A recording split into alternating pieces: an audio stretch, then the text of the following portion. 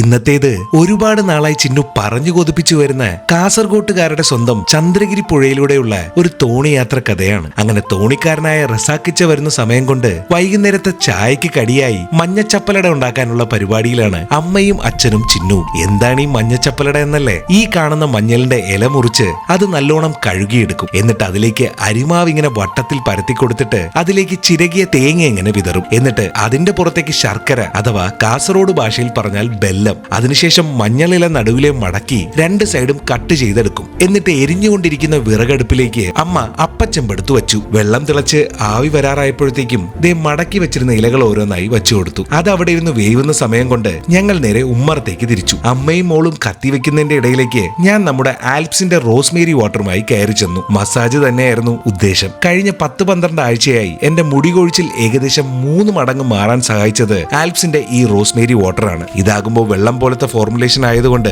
ഒന്ന് സ്പ്രേ ചെയ്ത് കൊടുത്തിട്ട് മസാജ് ചെയ്ത് കൊടുത്താൽ മതി. സംഗതി സിമ്പിൾ. പിന്നെ ഇന്ത്യയിൽ ലഭിക്കുന്നതിൽ ക്ലിനിക്കലി പ്രൂവൺ ആയ ഏക റോസ്മേരി വാട്ടർ സ്പ്രേ ആണ് കേട്ടോ ഇത്. ബ്ലഡ് സർക്കുലേഷൻ കൂട്ടി മുടി കൊഴിച്ചിൽ കുറയ്ക്കാൻ ഇത് എന്തായാലും നിങ്ങളെ സഹായിക്കും. പ്രോഡക്റ്റ് ലിങ്ക് ഞാൻ ടാഗ് ചെയ്ത് കൊടുത്തിട്ടുണ്ട്. അങ്ങനെ മസാജും കഴിഞ്ഞ് അമ്മയോട് ബാക്കിയുള്ള അടയും റെഡിയാക്കി വെക്കാൻ പറഞ്ഞിട്ട് ഞങ്ങൾ നേരെ റസാക്കിച്ചയുടെ അടുത്തേക്ക് വിട്ടു. കക്ഷിയേയും കൂട്ടി അവിടുന്ന് നേരെ പുഴക്കടവിലേക്ക്. ഇനി ചന്ദ്രഗിരി പുഴയെ പറ്റി പറഞ്ഞുതരാം. കർണാടകത്തിലെ കൊടക് ജില്ലയിൽ നിന്നും ആരംഭിച്ച് തെക്ക് കേരളത്തിലെ കാസർഗോഡ് ജില്ലയിലൂടെ അറബിക്കടലിലേക്ക് ചേരുന്ന അതിസുന്ദരിയായ നദിയാണ് പൈശുനി നദി അഥവാ ചന്ദ്രഗിരി പുഴ. അങ്ങനെ പുഴക്കടവിലെത്തി ഞങ്ങൾ രണ്ടാളും റസാക്കിച്ചയുടെ നിർദ്ദേശപ്രകാരം ആ കുഞ്ഞു തോണിയിലേക്ക് കയറി. തോണിയിലെ യാത്ര തുടങ്ങിയ പാടെ ചിന്നു എന്നത്തെയും പോലെ ചന്ദ്രഗിരി പുഴയുമായി ബന്ധപ്പെട്ടുള്ള അവളുടെ കുഞ്ഞു നല്ല കഥകൾ ആരംഭിച്ചു. പണ്ട് റോഡുകൾ വരുന്നതിന് മുൻപ് അക്കരയ്ക്ക് പോകാൻ ഇവിടെയുള്ളവരുടെ പ്രധാന യാത്രാമാർഗം ഇങ്ങനത്തെ കുഞ്ഞു കുഞ്ഞു തോണികളായിരുന്നു അത്രേ. പുഴയുടെ തീരത്തുള്ള ഭാര്യയുടെ കുട്ടിക്കാല ഓർമ്മകൾ കേട്ടുരസിക്കുന്നതിന്റെ കൂട്ടത്തിൽ എവിടേക്കോ അറിയാതെ ഞാനും അതിന്റെയൊക്കെ ഒരു ഭാഗമായി മാറിക്കഴിഞ്ഞിരുന്നു. യാത്രയുടെ ഇടയിൽ പുഴയുടെ വേലിയിറക്കം കാരണം രൂപം കൊണ്ട ചെറിയ തുരുത്തിലിറങ്ങി ഞാനും റസാക്കിച്ചയും കൂടെ ചെറുപ്പത്തിലെ സ്ഥിരം പരിപാടിയായ